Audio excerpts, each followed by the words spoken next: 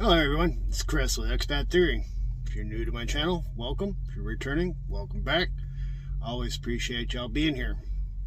Today I thought I'd do a little video on my stock market account and just kind of give an update on what's going on there with Webull. It's what I use for my software. And I'm going to be putting pictures over here on the side here on the left for my overall account. It has reached 76,000. Made myself some notes here. That's why I keep looking down. So yeah, I've reached 76,000. I'm really hoping to push hard this year to finish the year with 6 figures in the stock market account, in the Webull. Truck's starting up. It's cold out here. I'm in Missouri. It's below freezing. It's like 30 degrees. So anyway, next one I'm going to pop up here is going to be for my total profit and loss. So how much have I made since starting my investing back in March of 22? I've made 15,000. I know it's been a couple years and 15,000 is only averaging what, like $5 grand a year. But hey, that's $5 grand a year that I didn't have before, and I wouldn't have if my money was just sitting in the bank account. It wouldn't have done anything, you know. Maybe if I'd been lucky, maybe a couple $100. That's about it. So for the year, I'll show you that next. For the year, it's going to be the profit and loss of about $3,100-ish is what I've made so far. This all includes the increase in stock prices and my dividends that have been paid. Speaking of dividends, I'll segue in. The next one I'll show you is my total dividends that I've made since I've started the account, and it's 10,600-ish. This year so far, January is not my big month. Some of my stocks pay monthly, some of my stocks pay the dividends monthly, some of them pay them quarterly. January is not a big month for dividends, so I made $385 off of dividends. So it's not bad. I mean, it's for the month, and I take those funds. Some people want to do investing where they put the money in and they let whatever comes back from dividends to automatically rebuy more stock. I don't do that. That's kind of a plan that they call dollar cost averaging, DCA. I don't do that. What I do is I let all the dividends come in. They sit in the account, and then I go in and figure out where I want to spend them. A lot of times the stocks that I'm getting money back in on dividends, the stock price is a little too high for what I want. So I'll take that dividend instead of buying the same stock and automatically buying the same stock at a higher price. I'll hold off buying on that one and take that money and buy other stocks that are on the cheap. So I kind of manage it more than a lot of people do. A lot of people just let it do it automatically. Anyway, over here I'm going to show you my biggest winners, the ones that are doing the best. Of course, my number one right now is Main Street. Main Street Capital. They're crushing it. I've got like 250 shares, and I bought them at under $40 a share. And stock price is like over 60, 61, somewhere around there per share. Plus, they pay me a dividend every month. And then the next one's down, JPM. I made a good amount of profit off of my JPM stock. I should have held on to it. That was a mistake on my part by selling it. I sold off. I had 80 shares at $114 a share, and when it went up, I sold them. They paid quarterly dividends at 4%.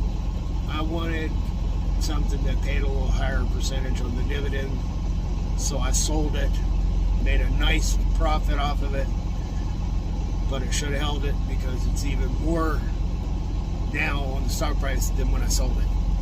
I could have made even more profit. But I wanted to kind of erase some of my mistakes that I had made in the past when I first got going. I didn't know what I was doing. So I made a lot of mistakes and took a lot of losses. So I used that JPM stock to kind of correct the board, you know, put me back at good. And then, of course, my next ones are the JEPQ and the JEPE, which are both JP Morgan Chase. They're ETFs. They're what they call covered calls.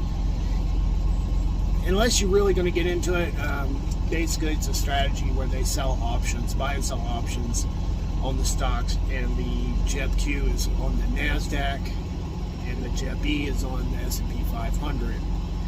And the next biggest one down is the SPY-I, which is also a covered call on the S&P 500, but it's managed completely differently. So the top stocks are different in the SPY-I than it is the JEPI. What that means to the layman is it's based on the same S&P 500, top 500 stocks in the stock market, but it's being managed differently, and they're both making me money. So anyway, that's the Webull account in a nutshell, as quickly and as I can really kind of put it out there. I still have a good amount, over $35K in my Roth IRA, and that's doing well. I have stocks in there. Unfortunately, the Chase app will not allow me to do screenshots, so I can't really screenshot and show you what I'm doing over there. But that one's a nice account. It's doing well. It's slowly growing. I'm only allowed to put $8,000 a year in there, and that I've also taken over control of how that money is allotted into what stocks. At first it was Chase Bank managing it, and they went to a policy of you self-manage your own stuff. So I went in and sold off all the things that they had bought and put it into stocks that I know, and it's doing well. It too, I moved into a lot of stocks that are paying dividends, so it's growing on its own, and I keep adding to it. I've already put a couple grand in there this year. I've got to keep doing that until I get it maxed out at the 8K for the year. So it will be over 40 by the end of this year. Before then, because I'm gonna knock that out first before I really start putting a whole bunch of money into the Webull account. Because the Roth IRA, in case you don't know, that's a tax sheltered fund, basically. The money that goes in there has already been taxed, so the money that comes out of there is tax-free. And it doesn't matter how much it grows on its own, it's still tax-free because it's set up for retirement. Anyway, guys, that's basically where I'm at. My goal for 2024 was to finish total investments over 110, and I did that. So now it's on to the next step for the next year, and I got to sock away as much money in 2025 as I can to make my goal. And so far, things are going okay. My paychecks have been decent. I've been very fortunate. Weather has been kind of squirrely everywhere. Look up Facebook and you'll see a lot of crazy stuff going on. 6-8 inches of snow in Florida. Yeah, it's freaking out there. But knock on wood, I have been fortunate. I've had a lot of really, really cold temperatures, but it's been completely dry. I haven't hit any of the wet stuff, so I've been able to run and make the miles. And fortunately, I haven't hit too much of the icy stuff. I haven't had to shut down. It has absolutely sucked getting out of the truck, though.